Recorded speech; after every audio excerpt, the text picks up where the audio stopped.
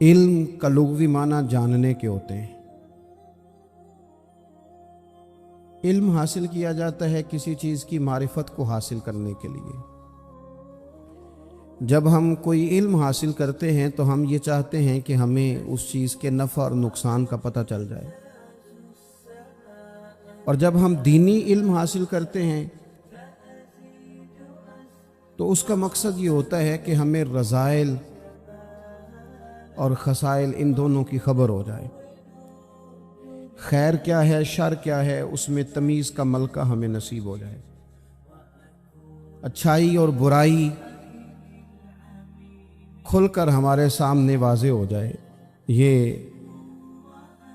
مقصود ہوتا ہے علم سے۔ علم سے، تعلیم سے مقصد زیادہ باتیں کرنا نہیں ہوتا۔ ایک آدمی بہت زیادہ باتیں کرتا ہے تو شاید بڑا عالم ہے، ایک شخص بہت زیادہ گفتگو کرتا ہے تو اس کے پاس معلومات زیادہ، ایسا نہیں، بلکہ حضرت عبداللہ ابن مسعود رضی اللہ تعالیٰ عنہ سے جب کسی نے پوچھا تھا کہ بڑا عالم کون ہوتا ہے، تو آپ فرمانے لگے جو رب سے زیادہ ڈرے وہ بڑا عالم ہے۔ اور دلیل انہوں نے یہ دی کہ اللہ کریم نے قرآن مجید میں فرمایا ہے کہ انما یخشی اللہ من عبادہ العلماء، اللہ کے بندوں میں سے جو عالم ہیں وہ رب سے ڈرتے ہیں۔ تو دینی تعلیم، اس کی معلومات حاصل کرنے کی کوشش کریں، صحیح کریں۔ قرآن مجید کی ایک آیہ کریمہ کا کچھ حصہ جو میں نے تلاوت کیا، اس میں اللہ کریم نے فرمایا اپنے محبوب سے، کہا وَقُلْ رَبِّ زِدْنِی عِلْمًا، اے محبوب آپ میری بارگاہ میں یہ دعا مانگیں، آپ یہ عرض کریں کہ اے رب میرے علم میں اضافہ کر دے، اے مالک میرے علم میں اضافہ کر دے۔ بہت ساری چیزیں ایسی ہوتی ہیں جن کی زیادتی ٹھیک نہیں ہوتی، وہ زیادہ ہو جائیں تو نقصان کرتی ہیں، لیکن علم ایک ایسی چیز ہے کہ جس کے بارے میں رب کریم نے کہا کہ محبوب آپ دعا مانگیں کہ آپ کو زیادہ علم دیا جائے۔ اور پھر علم ایک ایسی چیز ہے کہ کوئی بھی آدمی یہ دعویٰ نہ کرے کہ میں نے اب بڑا حاصل کر لیا ہے، میری اب تکمیل ہو گئی ہے، میں اب مکمل ہو گیا ہوں۔ جن کو اللہ نے غیب کے خزانوں کی کنجیاں دی ہیں نا، ان سے بھی رب کریم نے کہا ہے کہ محبوب آپ دعا کریں کہ مالک میرے علم میں اضافہ کر دے۔ تو جب وہاں تک یہ بات ہے تو پھر عام آدمی کو بھی چاہیے کہ وہ اپنی معلومات میں اضافے کا شوق پیدا کرے۔ اور تیسری بات یہ کہ جو حضور کے علم شریف پر بات کرتے ہیں وہ بھی اس آیت سے سیکھیں کہ حضور کا علم تو ہر روز رب اس میں اضافہ فرما رہا ہے، تو ہر روز اضافہ ہو رہا ہے، وَلَلْآخِرَةُ خَيْرٌ لَكَ مِنَ الْأُولَىٰ، ہر روز ترقی ہو رہی ہے حضور کے علم شریف کی بھی۔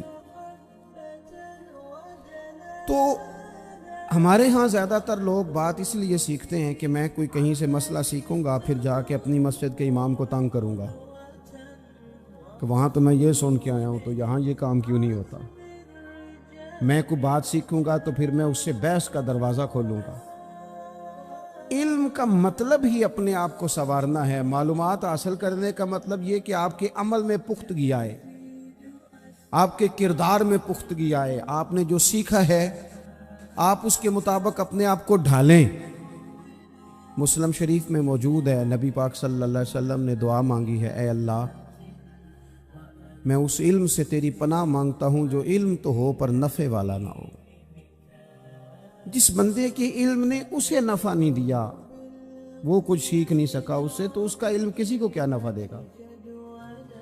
جب خود سے اس نے، اور صوفیہ کرام تو فرماتے ہیں کہ جو لوگ بڑی معلومات حاصل کر لیں، بڑی باتیں سیکھ لیں، پنچایت میں کسی کو بولنے نہ دیں، گھر میں کسی کو بولنے نہ دیں، بہت سارے لوگ تو علماء کو بھی مشورہ دیتے ہیں، بڑی باتیں کرے، لیکن عمل کے لحاظ سے بندہ زیرو ہو تو اہل دل فرماتے ہیں اس کی صحبت سے بچو۔ اسے بڑا پتہ ہے، بڑی باتیں آتی ہیں، بڑی باتیں کرتا ہے، لیکن گفتگو کی حد تک تو بہت بڑا ہے، عمل کے معاملے میں صفر ہے۔ بہت سارے لوگ مسجد کے حجرے میں میٹنگ ہو رہی ہوتی ہے اور وہ لمبی لمبی دلیلیں اور مشورے دے رہے ہوتے ہیں، نماز کا ٹائم آ جائے تو اٹھ کے چلے جاتے ہیں، کہتے ہیں میں اپنے محلے دی مسیتیں پڑھنی ہیں۔ کئیوں کو کام یاد آ جاتا ہے۔ فرمایا کہ شخص کے پاس معلومات بڑی ہوں لیکن عمل کے معاملے میں بندہ زیرو ہو تو اسے بچنا کیوں؟ اس لیے کہ اگر پڑھا لکھا آدمی بے عمل ہونا تو وہ اپنی بے عملی پر بھی دلیلیں پیش کرتا ہے۔ وہ کہتا ہے میں یہ کام نہیں کرتا تو یہ میرے پاس دلیل ہے۔ وہ تو بے عملی کو بھی مزین کر دے گا معاذ اللہ۔ تو دینی تعلیم ایک تو حاصل اس لیے کریں کہ ہم نے اپنے آپ کو سنوارنا ہے، اور دوسرا علم کا شوق طبیعت میں ہو۔ لیکن نا اللہ کے حبیب صلی اللہ علیہ وسلم نے فرمایا ہے کہ جو علم کے رستے پہ چل پڑا وہ جنت کے رستے پہ چل پڑا ہے۔ جمعوں میں محفلوں میں کانوں کے ذائقے کے لیے نہ آئیں، اس لیے آئیں کہ میرے علم میں، میرے عمل میں یہ کوئی اضافے کی بات بنے گی، میں کوئی نصیحت حاصل کروں گا تو میرے دل کا زنگ اترے گا۔ ہمارے ہاں یہاں لوگ مزے کے لیے آتے ہیں اور آج کل لوگ فوٹو کے لیے آتے ہیں۔ ان دو کاموں سے نکل کر خالص اصلاح کی نیت سے علم کا شوق، ہمارے ہاں تیزی سے ایک حرکت کی گئی، علماء کا وقار خراب کیا گیا اور لوگوں کو دینی علوم سے دور کیا گیا، اور اس میں بعض بیچارے واعظین اور خطباء نے بھی کردار ادا کیا جب جعلی پیر کی تعریفیں کھول کے کی، اور اسے پتہ نہیں کہاں تک یہ اسٹیج ہوتے ہیں نا، ان میں کوئی بندہ اچھا لگے بھی تو اس کے لیے دعا کرنی چاہیے، تعریفیں نہیں کرنی چاہیے۔ تعریفیں اس کا کوئی فائدہ نہیں ہے، اس بندے کو تو دعا کا فائدہ ہے، اگر آپ کو اچھا لگ رہا ہے تو اسے دعا دیں، اس سے زیادہ کچھ نہیں کریں۔ اور ہمارے ہاں جناب وہ نقیب محفل بیچارے کی شامت آ جاتی ہے اگر تعریفیں تھوڑی کرے تو کہتے ہیں انہوں تو نام ہی نہیں لینا ہوں۔ اور بھئی اس کے نام لینے سے آپ کا قد اونچا ہوتا ہے۔ تو علم اور عالم، ان دونوں چیزوں سے قوم کو دور کیا گیا۔ دینی تعلیمات کا فقدان ہے۔ جو میٹرک تک لوگ 60-70 کتابیں پڑھ جاتے ہیں انہیں بھی قرآن پاک ٹھیک سے نہیں پڑھنا آتا، دور کیا گیا۔ آپ مجھے بتائیے، چلیں ایک مسجد ہی آپ دیکھ لیں، اس مسجد کے اندر اگر ایک طرف ایک عالم دین مشکات شریف کھول کے بیٹھے ہوں، حدیث پاک کا درس ہو رہا ہے، یا بحر شریعت کھول کے بیٹھے ہیں، فقہی مسائل بیان کی، اور اسی مسجد میں ایک بابا جی جبہ پہن کے تگڑا سا بڑی سی پگڑی باندھ کے اور 500 دانے والی تسبیح لے کے بیٹھے ہیں۔ اب ایک بندہ اندر آتا ہے تو وہ کدھر جائے گا؟ عالم کی طرف کہ بابا جی کی طرف؟ وہ کیوں جا رہا ہے بھلا بابا جی کی طرف؟ وہ اس لیے کہ ہم نے اسے یہ بتایا ہی نہیں کہ جس طرح سبحان اللہ سبحان اللہ سبحان اللہ پڑھنا عبادت ہے نا، اسی طرح دارابا پڑھنا بھی عبادت ہے۔ اسے ہم نے بتایا نہیں کہ جب تک علم کے رستے میں رہنا بھی عبادت ہے، جب تک اسے یہ سمجھ نہیں نہ آئے گی کہ جس طرح وظائف کی کتاب پڑھنا عبادت ہے اسی طرح مشکات شریف پڑھنا بھی عبادت ہے، حدیث بخاری کا درس لینا بھی عبادت ہے، مسلم شریف کی احادیث پر اپنے اساتذہ سے بیٹھ کر دروس پانا بھی عبادت۔ جب تک یہ پورا مزاج دیکھیں نا، نبی پاک صلی اللہ علیہ وسلم نے فرمایا رات کی ایک گھڑی بھر دین سیکھ لینا ساری رات نفل پڑھنے سے بہتر ہے۔ اب ہمیں سمجھنا چاہیے کہ کتاب پڑھ کے بھی بندہ رب رسول تک پہنچ سکتا ہے۔ کتاب و سنت رستہ آسان کرتے ہیں، لیکن ہمارے ہاں کیا مزاج دیا گیا ہے؟ بابا جی کے پاس چلو، ضرور جائیں بابا جی اگر نیک ہیں تو منع کوئی نہیں کر رہا، لیکن جو سوچ ہمیں حضور نے دی ہے ہم نے اسی کی سوچ کے مطابق اپنے معاملات کو ترتیب دینا ہے نا۔ اب ایک بات میں نے آپ سے پوچھی اور آپ نے کہا قوم ساری بابا جی کی طرف جائے گی۔ حدیث پاک کس طرح ہے؟ اللہ کے محبوب مسجد شریف میں تشریف لائے، دونوں جانب لوگوں کے حلقے بنے ہوئے ہیں، لوگ بیٹھے ہوئے، ایک حلقے میں لوگ اللہ کی یاد کر رہے ہیں، ذکر ہو رہا ہے، ایک حلقے میں بیٹھ کے ایک عالم کتاب و سنت کا درس دے رہے ہیں، ایک صحابی اور باقی سن رہے ہیں۔ خاص توجہ کریں نوجوان میری بات پر. رسول کریم صلی اللہ علیہ وسلم دونوں کے بیچ کھڑے ہو گئے اور کریم نے فرمایا دونوں محفلیں خیر کی ہیں, دونوں ہی حلقے خیر کے ہیں. اور پھر حضور فرمانے لگے مجھے چونکہ رب نے استاد بنا کے بھیجا ہے, میں چونکہ معلم بن کے آیا ہوں, یتلو علیکم آیاتنا ویزکیکم, میں چونکہ کتاب و سنت کی تعلیم کے لیے آیا ہوں. یہ لفظ کہتے کہتے حضور اس جماعت میں بیٹھ گئے جو دین پڑھ اور پڑھا رہی تھی. حضور وہاں بیٹھے جہاں بات دین کی ہو رہی, جہاں لوگوں کو اللہ رسول کی بات بتائی جا رہی. تو جمعے میں وقت پہ آئیں, اپنی دینی معلومات مضبوط کریں اور اپنے لیے مضبوط کریں. میں آپ کو بڑے درد سے یہ بات عرض کرتا ہوں, اگر دن میں 100 لوگ مسئلہ پوچھتے ہیں نا شریعت کا, تو ان میں 95 لوگ وہ ہوتے ہیں جو طلاق کا مسئلہ پوچھتے ہیں. والد صاحب نے, بیٹی کے والد صاحب نے 2 مہینے پہلے آرڈر دیا ہوتا ہے فرنیچر کا. بیٹے کی شادی ہو تو مہینہ پہلے شیروانی والے کو بھی کہنا پڑتا ہے, گاڑیاں بک کرانی پڑتی ہیں, میرج ہال بک, یہ سارے لوازمات ہم کرتے, سارا کچھ کیا. گاڑی سے گھر بسنا ہے, میرج ہال سے بسنا ہے, فرنیچر سے بسنا ہے. ہم نے سارا کچھ ان کو بتایا, لیکن کاش 2 گھنٹے بچی کسی معلمہ کے پاس جاتی, بچہ کسی استاد کے پاس جاتا, نکاح طلاق کے مسئلے بھی سیکھتے. میں دعوے سے کہتا ہوں اگر ہمیں پتہ چل جائے کہ 3 طلاقیں اکٹھی نہیں دینی چاہیے, کیونکہ دے دیں تو ہو جاتی ہیں, اگر ہمیں سمجھ آ جائے کہ نہیں دینی چاہیے, یہ مسئلہ بیان ہو, اور یہ والے مسئلے ہم محفلوں میں بھی نہیں بیان کر سکتے, اس لیے کہ لوگ کہیں گے مسئلہ تو وہ بیان کریں جس پہ نعرے لگیں گے. آپ قوم کو یہ کیا بتا رہے ہیں, یہ تو چھوٹا عالم بتاتا ہے معاذ اللہ اس طرح کی باتیں, تو بڑی بڑی کو نقطے کی بات بتائیں. اور جس طرح ہمارے ہاں وہ 1 گھنٹہ پہلے نہیں کہتے تگڑے ہو جو میں جملہ دینے لگا, وہ پتہ نہیں جملہ آ رہا ہے کہ ایٹم بم آ رہا ہے, تیار ہو جاؤ, جو میرا جملہ ضائع نہ کرنا, ادھر بھاگ کے چلا گیا ادھر بھاگ کے آ جاؤ. اللہ جانے وہ جس طرح کبھی لگتا ہے نا پٹاری سے, اللہ جانے کیا نکلے گا. میں جملہ دینے لگا ہوں تو میں کہتا ہوں تو آرام سے بیٹھ کے بھی جملہ دے دے, تیرے جملے سے کیا نکلے گا. اور تو جملہ نہ دے, ہمیں کوئی آیت دے, تو جملہ چھوڑ ہمیں کوئی حدیث پاک سنا. یعنی ہر نقیب, ہر خطیب, ہر نعت خواہ اٹھ کے کہتا ہے سارا قرآن ہی حضور کی تعریف ہے. اور بھئی اگر سارا قرآن حضور کی تعریف ہے تو چند آیتیں پڑھ دے پھر تو بھی. تو نے پڑھی تو ایک بھی نہیں اور تو کہتا جا رہا ہے سارا قرآن ہی حضور کی تعریف ہے. یہ والی تعریف بھی تو سنانا قوم کو, جو یہ بچے ان کے استاد انہیں سکھا رہے ہیں اور یہ سیکھ رہے ہیں, اس طرف بھی تو سفر کریں. تو میرے عزیز, اگر لوگوں کو مسائل کا پتہ چلے تو سینکڑوں گھر بچ جائیں تباہ ہونے سے, بڑے بڑے گھر بچ جائیں.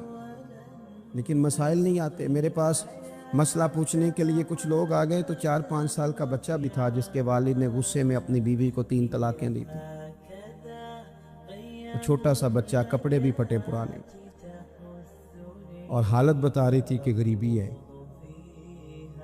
تو جب میں نے مسئلہ بتایا کہ 3 طلاقیں ہو گئی ہیں تو واپس جانے لگے, تو بچہ مجھ سے کہتا ہے, دیہاتی آدمی تھا, کہنے لگا مولوی صاحب میری اماں تے نانی کہنی اسن پوچھ کے آئی آپ کہ ہن اسی لہدا لہدا ہی رہنا ہے.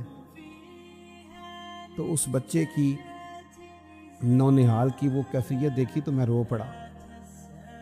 میں نے کہا یار یہ بچہ بیچارہ ماں باپ کے ہوتے ہوئے یہ یتیموں جیسی زندگی گزارے گا کیونکہ باپ نے طلاق دے دی. کس طرح مسائل نہیں بتائے لوگوں کو, تعلیم سے آگاہی نہیں کیا. اور اس میں بہت بڑا ظلم ہے ان لوگوں کا بھی جو جنازے پہ کھڑے ہو کے تو کہہ دیتے ہیں, میری طرح کے لوگ اچھے علماء کی بات نہیں کرتا, وہ کہہ دیتے ہیں دیکھو جن لوگوں کو جنازہ نہیں آتا. بھئی آپ نے کس دن عشاء کے بعد کلاس لگائی تھی جنازہ سکھانے کی؟ یہ تو آپ نے کہہ دیا لوگوں کو قرآن کی ٹھیک نہیں آتا. تو یہاں تو بیچاری بیبیاں جن کو صحیح پڑھنا نہیں آتا وہ مشن بنا لیتی ہیں کہ میں نے اتنے 100 کو قرآن پاک پڑھانا ہے. بیوہ ہو گئی ہوں, طلاق یافتہ ہو گئی ہوں, ساری زندگی قرآن پڑھاؤں گی. ہم کیوں یہ مشن نہیں بناتے؟ کیوں اس طرف سفر نہیں کرتے؟ ایک تو دینی معلومات میں، دینی علوم میں اپنے آپ کو لگائیں اور ذوق پیدا کریں کہ جو چیزیں مجھے نہیں آتی میں نے وہ سیکھنی ہے، جو معاملات مجھے نہیں آتے میں نے ان کی طرف سفر کرنا ہے۔ ایک تو اپنا یہ مزاج بنائیں، اور جب آپ دینی علوم سیکھتے ہیں تو پتہ ہے کون سا منظر قائم ہوتا ہے؟ منظر وہ بنتا ہے کہ حضرت ابو ہریرہ بھی دین سیکھا کرتے تھے، حضرت عبداللہ ابن عمر بھی اصحاب صفہ میں رہا کرتے تھے، حضرت انس بن مالک بھی رہا کرتے تھے، اور ایسا منظر بنتا ہے کہ حضرت سیدہ خدیجہ الکبریٰ رضی اللہ تعالیٰ عنہ فرماتی ہیں سیدہ فاطمہ حضور کی گود میں بیٹھی ہوتی تھی اور نبی پاک سے باتیں پوچھتی تھی اور حضور انہیں بتا رہے ہوتے تھے۔ سیدہ عائشہ حضور سے دین کی باتیں پوچھتی۔ چوتھا حصہ ہماری فقہ کے اصول حضرت فاطمہ کی، حضرت عائشہ صدیقہ کی مرویات پر مبنی ہیں۔ اگر ہماری بچیاں چھوڑ دیں ڈائجسٹ پڑھنا، چھوڑ دیں ادھر ادھر کی مووی دیکھنا، اور وہ کتاب و سنت پر آ جائیں تو بہت سارے مسائل ایسے ہیں جو الجھنے سے پہلے ہی سلجھے ہوئے ہوں۔ دینی تعلیم کا مزاج اور ذوق۔ اور دوسری آیت کریمہ میں نے تلاوت کی، اللہ کریم نے قرآن مجید میں فرمایا یا ایھا الذین آمنوا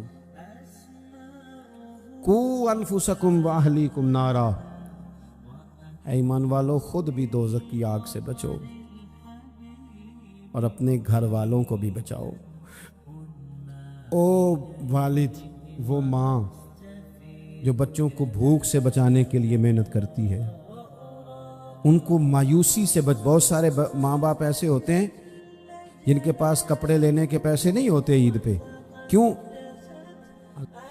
عزیز بھائی، جس طرح ہم اپنے بچوں کو دیکھیں، بہت سارے ماں باپ کے پاس گنجائش نہیں ہوتی، لیکن اس نیت سے کہ بچوں کے دل ٹوٹ جائیں گے، عید پہ کیسے گزارا کریں گے، مشکل سے بھی کپڑے خرید کے دیتے۔ اس طرح ہم اپنے بچوں کو بھوک سے، پیاس سے، مایوسی سے بچاتے ہیں۔ اس طرح ہمارے رب نے ہمارے ذمے لگایا کہ تم اپنے بچوں کو کوشش کرو دوزخ کی آگ سے بچانے کی۔ حضرت عمر فاروق رضی اللہ تعالیٰ عنہ نے عرض کیا تھا یا رسول اللہ صلی اللہ تعالیٰ علیہ وسلم، اس آیہ کریمہ کا معنی کیا ہے؟ تو محبوب کریم علیہ السلام نے فرمایا عمر، جن چیزوں کا اللہ تمہیں حکم دیتا ہے تم اپنے گھر والوں کو ان چیزوں کا حکم دو، جن چیزوں سے رب رسول تمہیں منع کرتے ہیں اپنے گھر والوں کو ان سے روکو، اپنے گھر کے اندر نفاذ دین کرنے کی کوشش کرو۔ میرے بھائی، بہت زیادہ آزمائش ہے ہمارے گھروں میں، بے چینیاں ہیں، اضطراب ہے، بچوں میں سختی ہے، بہن بھائی ایک دوسرے کے ساتھ لڑتے ہیں، مزاجوں میں تلخی آ گئی۔ کیوں بھلا؟ اس لیے کہ ماں باپ کو جو بہترین کردار اور جو حسین طریقہ گھر میں اپنانا چاہیے تھا، بچے تقریب باہر سے سنتے ہیں لیکن وہ فالو اپنے ماں باپ کو کرتے ہیں۔ اگر ماں باپ میں حوصلہ ہو، صبر ہو، اطمینان ہو، خودداری ہو، تھوڑے پر گزارا کرنے کا مزاج ہو، دیکھیں نا آج ڈپریشن ہے، ٹینشن ہے، پینکس اٹیکس ہیں، بڑی ساری چیزیں آ گئی ہیں۔ کیوں بھلا؟ صبر نہیں، تحمل نہیں، بردباری نہیں۔ آزمائے ایک دن ایک بچہ میرے پاس آ گیا مدرسے کا، اور آ کے وہ رونے لگا۔ میرے گھر والے کہنے لگے کھانا چھوڑ دیں، پہلے اس کی بات سن لے۔ میں نے کہا پتر کیا ہوا؟ کسی نے مارا ہے کسی استاد نے؟ کہنے لگے نہیں حضرت، گھر فون کیا تھا تو میری اماں اور ابا کی لڑائی ہو رہی ہے۔ بچہ کانپ رہا ہے، ٹانگیں کانپ رہی ہیں۔ میں نے کہا کیا ہو کیا گیا تمہیں پتر؟ لڑائی ہو رہی ہے تو گھروں میں ہو ہی جاتی ہے۔ کہنے لگے نہیں، آپ کو پتہ نہیں وہ بڑا سخت لڑتے ہیں۔ میرے والد جب میری والدہ کو مارنے کے لیے آگے بڑھتے ہیں تو ہم سارے چار پنجوں کے نیچے چھپ جاتے ہیں، ہمیں خوف آتا ہے، وہ منظر خطرناک ہوتا ہے۔ یہ کون تکلیف دے رہا ہے اپنے بچوں کو؟ یہاں بیٹھے ہمارے ہاں میلوں دور رہتے تھے اس کے گھر والے، تو وہ تکلیف میں تھا، تو گھر میں کیا کیفیت ہو؟ اگر حوصلہ ہو، صبر ہو، قناعت ہو، اللہ کے دیے ہوئے تھوڑے رزق پر ہمیں راضی رہنا آتا ہو، ہمارے گھروں میں سکون آئے، اطمینان آئے، ہم جو زندگی بڑی خوشی خوشی گزار سکتے ہیں۔ ہمارے مزاجوں کا لالچ ہماری طبیعتوں کی بے راہ روی، ہماری جھوٹی انا کا بت، ان ساری چیزوں کو ختم کر دیتا ہے۔ اپنی زندگی کے اندر اگر ہم وہ کردار اپنے بچوں کو دیں جس کردار میں موبائل بھی ہو، جس میں گاڑی بھی ہو، جس میں پیسے بھی لا کے ابا دراز میں رکھتا ہو، لیکن والد کا گھر میں مصلی بھی موجود ہو، اس کی کوئی تسبیح بھی ہو، وہ یہ بھی کہتا ہو کہ خدا نے اپنے فضل سے آج 5,000 دیا ہے تو اس میں 1,000 غریبوں کا بھی ہے، اس میں تھوڑا سا میں نے اللہ کی رضا کے لیے بھی رکھا ہے، اگر کوئی مشکل آ جائے تو وہ باپ اور ماں کو صبر کرتا ہوا دیکھتے ہو، اگر ایک باپ کر بات کرے تو دوسرا برداشت کرتا ہو۔ خدا را اپنی اولادوں کو اس اذیت کا شکار نہ کرو۔ اپنے گھروں کے اندر وہ خودداری، وہ پیار، وہ وقار، وہ محبت، وہ انداز، آپ تھکے ہوئے ہیں کوئی شک نہیں، آپ بہت سارے مسائل کا باہر شکار ہوں گے کوئی شک نہیں، لیکن آپ باہر سے تھک کے آئے ہیں، اور اگر آپ باہر اپنی فیکٹری کے مالک ہیں اور دفتر کے بڑے ہیں تو گھر میں بھی تو آپ بڑے ہیں نا، آپ کی ماں بھی تو انتظار کر رہی ہے، اس نے بھی تو دکھڑا سنانا ہے نا آپ کو۔ آپ یہ دیکھیے کہ آپ کے بچے بھی تو انتظار کر رہے ہیں، وہ چاہتے ہیں کہ ابا آ کے بیٹھیں تو ہم ان کے سینے پہ چڑھ کے تھوڑا کھیلیں۔ آپ کی اہلیہ منتظر ہیں، کچھ باتیں بیوی کسی اور سے نہیں کہہ سکتی، صرف اپنے شوہر سے کہتی ہے، لیکن وہ تو آتے ہی جلال میں آ گئے صاحب، وہ کہنے لگے تو بڑی نالائق ہے، میں تھکا ماندہ آیا ہوں اور تو نے مجھے کہانی سنا دی ہے۔ وہ اس خاتون سے شدت کے ساتھ پیش آنے لگے۔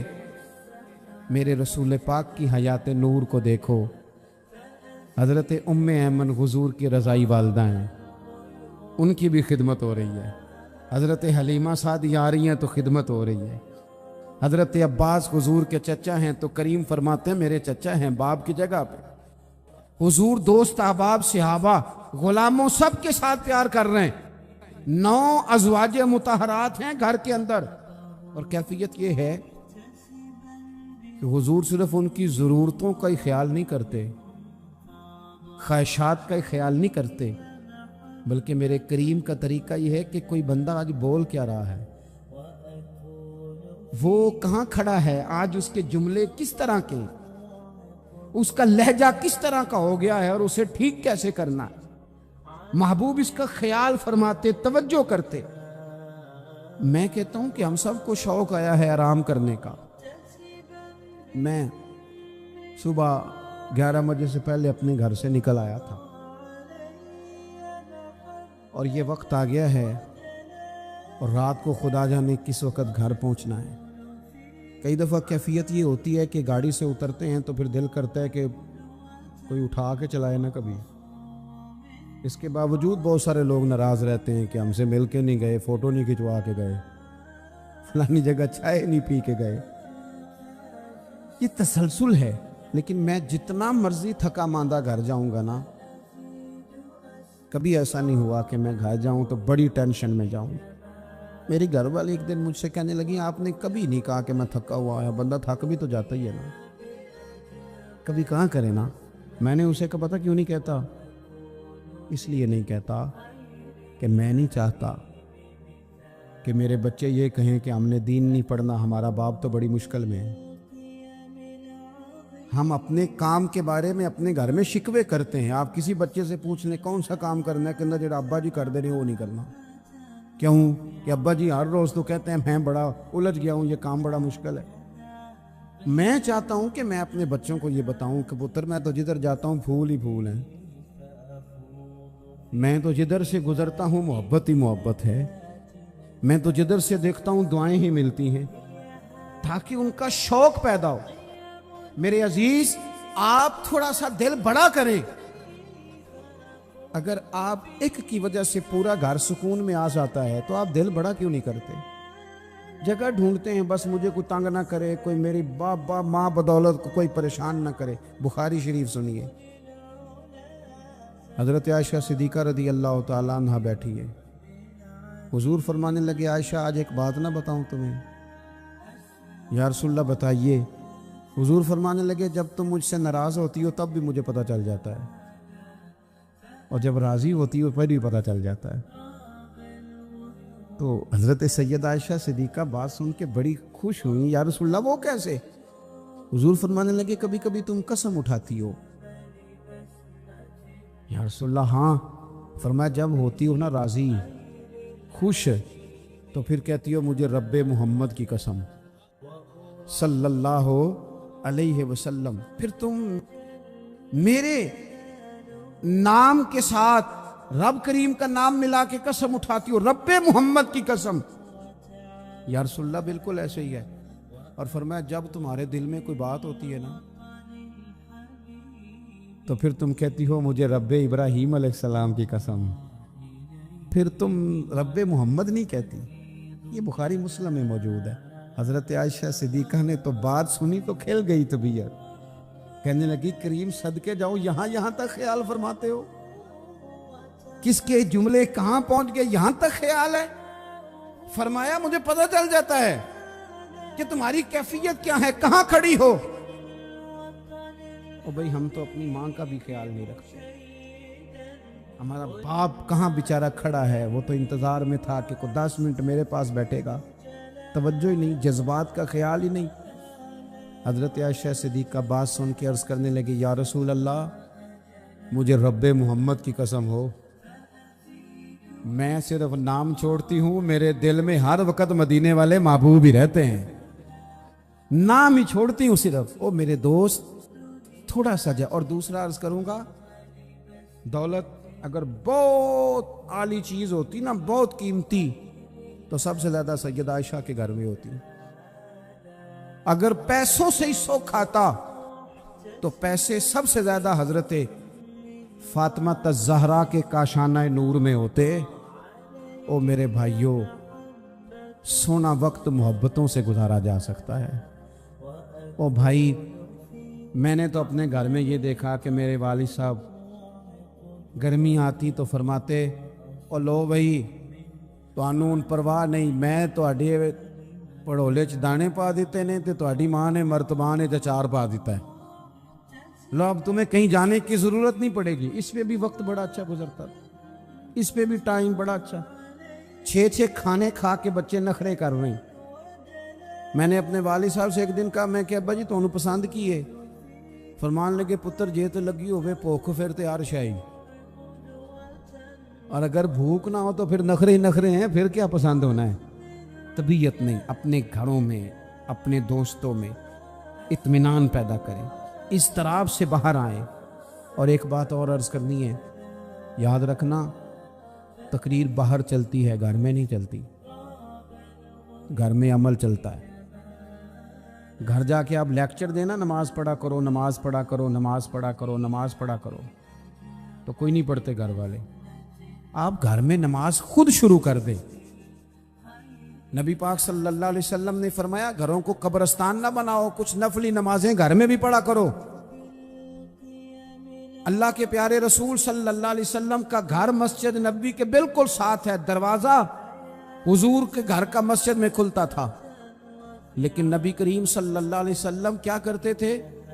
حضرت عائشہ صدیقہ فرماتی ہیں تہجد کی نماز گھر میں پڑھا کرتے، گھر میں حضور تہجد کی نماز پڑھتے، اگرچہ گھر میں دشواری تھی، کچھ عبادات کچھ نمازیں گھر کے اندر بھی انسان پڑھے۔ آخری گزارش آپ حضرات سے کرنی ہے، اتنا بڑا مجمع ہے، اتنے سارے لوگ تشریف لائے ہیں، ایک گزارش آپ حضرات کی خدمت میں رکھ کے بس میں نے بات کو سمیٹنا ہے۔ 2 باتیں میں نے آپ کی خدمت میں عرض کی ہیں، ایک تو دینی علم کا ذوق پیدا کریں، اور دوسرا اپنے گھروں میں تھوڑا ٹھہراؤ لائیں، تھوڑا سا اپنے یہ بچوں کی دستار فضیلت کا اجتماع تھا اس لیے میں نے یہ بات عرض کی، اپنے گھروں میں تھوڑا حوصلہ قناعت لائیں۔ حضرت عائشہ صدیقہ رضی اللہ تعالیٰ عنہ فرماتی ہیں ایسا نہیں تھا کہ ہمارے گھر کے اندر مال نہیں آتا تھا، اللہ کے فضل سے بڑا کچھ آتا تھا، لیکن فرماتی ہیں ہم اثار کر دیا کرتے تھے۔ حضور کا مزاج اثار کر دینے کا ہے۔ یاد رکھنا شمع سے اگر کئی شمع جل جائیں تو اس کی روشنی میں کبھی کمی نہیں آتی، ہزاروں دیے بھی جل جائیں تو یہ دیے ماند نہیں پڑتے۔